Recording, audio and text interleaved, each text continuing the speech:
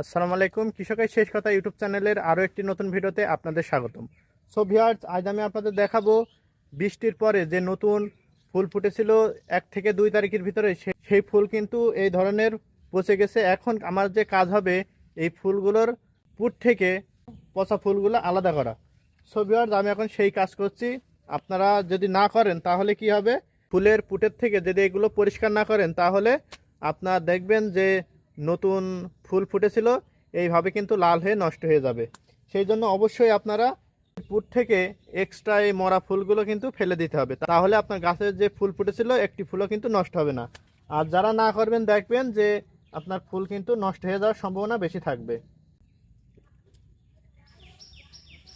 ঠিক এইভাবে কিন্তু এগুলো ছিঁড়ে ফেলে দেব, তাহলে আমার ফল দেখবেন যে খুব পরিষ্কার দেখা যাবে এবং ফলে কিন্তু কোনো রোগ আক্রমণ করতে পারবে না।